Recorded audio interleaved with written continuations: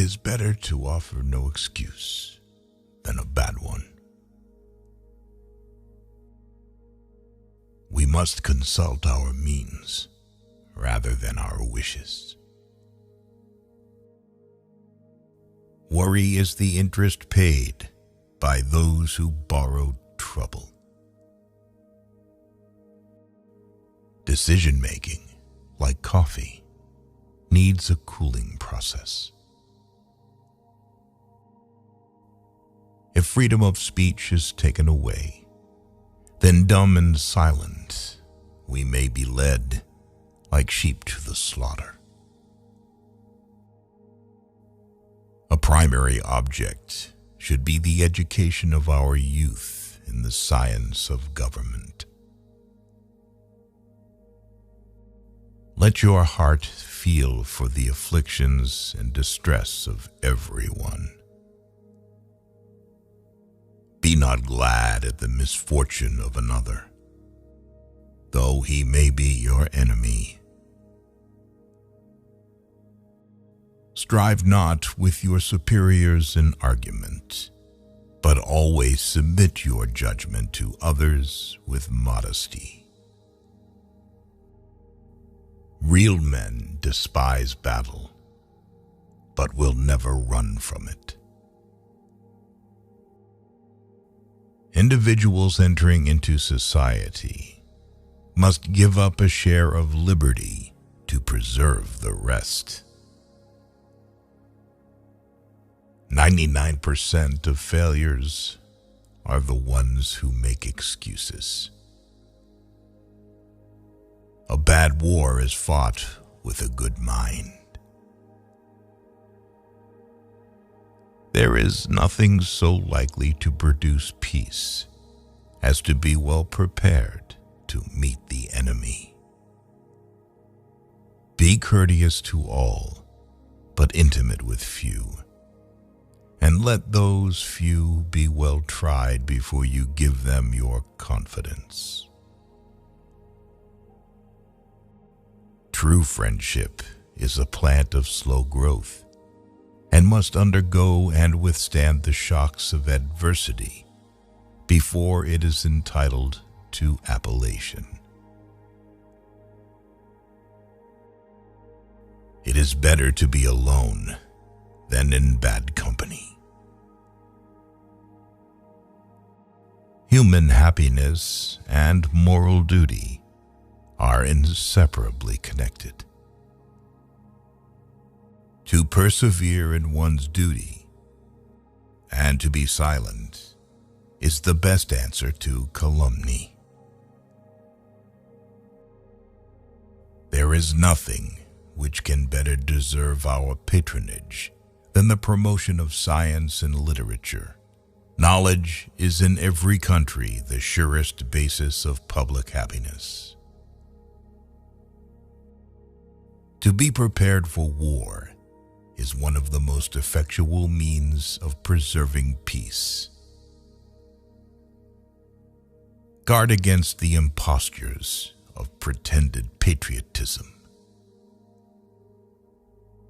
Labor to keep alive in your breast that little spark of celestial fire called conscience. Perseverance and spirit have done wonders in all ages.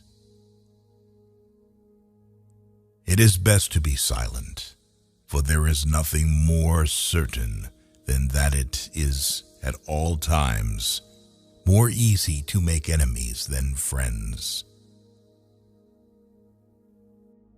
Associate yourself with men of good quality. If you esteem your own reputation, for 'tis better to be alone than in bad company. Let us therefore animate and encourage each other, and show the whole world that a free man, contending for liberty on his own ground, is superior to any slavish mercenary on earth. A sensible woman can never be happy with a fool. few men have the virtue to withstand the highest bidder. Happiness depends more upon the internal frame of a person's own mind than on the externals in the world. Experience teaches us that it is much easier to prevent an enemy from posting themselves than it is to dislodge them after they have got possession. The harder the conflict, the greater the triumph. The turning points of lives are not the great moments. The real crises are often concealed in occurrences so trivial in appearance that they pass unobserved. As mankind becomes more liberal, they will be more apt to allow that all those who conduct themselves as worthy members of the community are equally entitled to the protections of civil government. To encourage literature and the arts is a duty which every good citizen owes to his country. A knowledge of books is the basis upon which other knowledge is to be built. Paper money has had the effect in your state that it will ever have, to ruin commerce, oppress the honest, and open the door to every species of fraud and injustice. Discipline is the soul of an army. It makes small numbers formidable, procures success to the weak, and esteem to all. Those who have committed no faults want no pardon.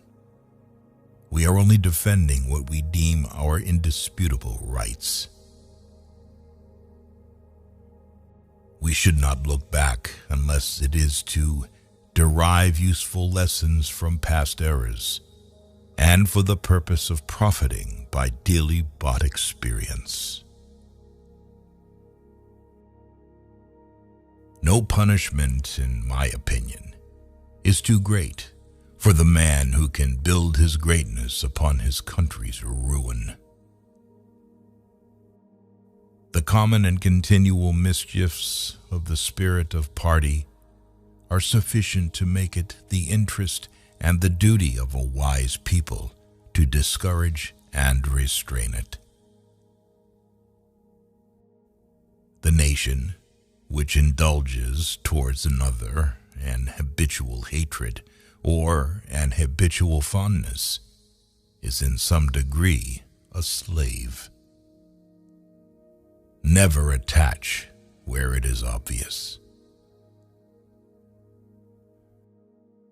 The great rule of conduct for us in regard to foreign nations is, in extending our commercial relations, to have with them as little political connection as possible. Government is not reason. It is not eloquence. It is a force, and force, like fire, is a dangerous servant and a fearful master. In a good family, the husband is blind, and the wife is deaf. If to please the people, we offer what we ourselves disapprove of, how can we afterwards defend our work? Let us raise a standard to which the wise and honest can repair. The rest is in the hands of God. Avoid a man who pretends to be your friend. Freedom and property rights are inseparable. You can't have one without the other. Nothing is more essential than that permanent, inveterate antipathies against particular nations, and passionate attachments for others should be excluded. It is substantially true that virtue or morality is a necessary spring of popular government. The rule, indeed, extends with more or less force to every species of free government. Religious controversies are always productive of more acrimony and irreconcilable hatreds than those which spring from any other cause.